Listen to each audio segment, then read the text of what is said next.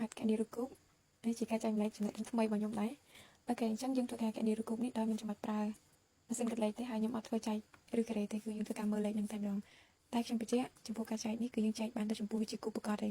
ដែលចំនួនហ្នឹងគឺអាចសរសេរលើជាគីបានប៉ុន្តែគាត់ថាចំនួនដែលតូចយើងដឹងតែដែលពេលធំយើងដឹងថាវាប្រហែលលើជាគីពេលទៅឃើញប៉ានេះដូចខាងក្រោមអញ្ចឹងណាចាអញ្ចឹងយើងមានវិធីក្នុងការធ្វើហើយលឿនទៀតផងប៉ុន្តែដើម្បីធ្វើវាបានតើយើងចាំគូពី1ដល់10ចាយើងត្រូវចាំគូពី1ដល់10ហើយត្រូវចាំលេខកតុយទៀត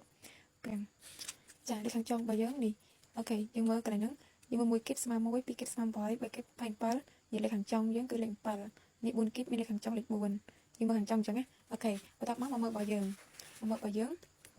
អញ្ចឹងចែកឬគីបនេះគឺកន្លែងនេះ27អត់មានអីទេដោយសារតែ27គឺស្មើ3គីបអញ្ចឹងអាហ្នឹងគឺស្មើនឹងរឿងនេះ3គីបពេលមីនិតចារឿងនេះ3គីបឬគីបនៃ3គីបចេញមកបាន3អត់បញ្ហាចានេះកន្លែងហ្នឹងគឺនេះយើងធ្វើការកាត់ខ្ទង់វា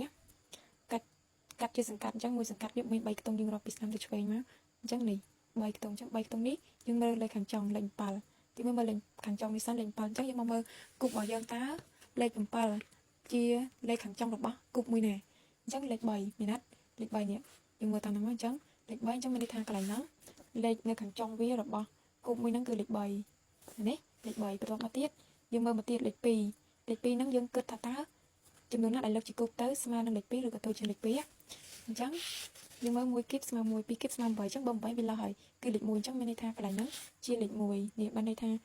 2197ហ្នឹងស្មើនឹង13គីបអញ្ចឹងអាហ្នឹងវាស្មើនឹង13គីបអញ្ចឹងចេញពីគីបមកបាន13អញ្ចឹងអ្នកនរគ្នាអាចលើកវាជាគីបសាក់មើលទៅអូខេកន្លែងនេះក៏ដូចគ្នាគឺយើងចែកជាសង្កាត់វាអញ្ចឹងដែរមក3ខ្ទង់អញ្ចឹងមកហើយយើងមកមើលលេខខាងចុងលេខ5អញ្ចឹងលេខខាងចុងលេខ5តើគូបណាដែលមានលេខខាងចុង5គឺលេខ5គីបនេះ5គីបនេះ125អញ្ចឹងមានន័យថាអាហ្នឹងលេខខាងចុងវាគឺលេខ5ហើយ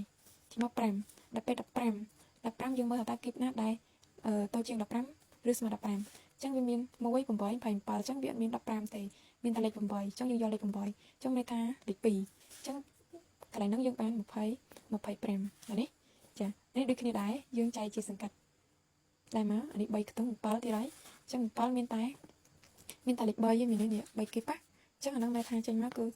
លេខតម្រាយអញ្ចឹងជាលេខ3ដល់ពេលមក79យើងមើលមកតើចំនួនដែលលើកជាគីបទៅជាង79ឬក៏ស្មើ79អញ្ចឹងនេះយើងមើលខាងនេះអានេះ1 8 27 64 125អញ្ចឹង125ឡើអញ្ចឹងយើងយក64អញ្ចឹងមានន័យថាវាលេ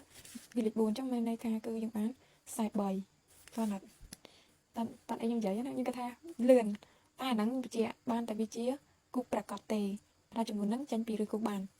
ចេញមកចំនួនគាត់ណាតែបើករណីដែលវាចេញអត់គាត់ជាចំនួនទស្សភាគអាហ្នឹងគឺគេមានវិធីធ្វើផ្សេងទៀតហើយរបៀបចែកឬគូដូចទៅនឹងការចែកឬការ៉េក៏មានដែរតែខ្ញុំសូមបង្ហាញអាហ្នឹងសិន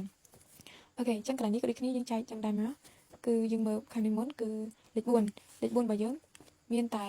4គូពេលមែនទេឬក៏4គីបហ្នឹងអញ្ចឹងមានថាខ្ទង់រាយយើងគឺលេខ4ខ្ទង់10របស់យើង262រៀងច្រើនដែរចាអញ្ចឹងយើងមើលមកនេះ262កន្លែងនេះ216ម្ដងនេះ343អញ្ចឹងយើងយក216នេះគឺ6គីបអញ្ចឹងមានន័យថាប៉ុណ្ណឹងគឺស្មើនឹង64គីបជាងបាន64ឃើញអត់ងាយខ្លី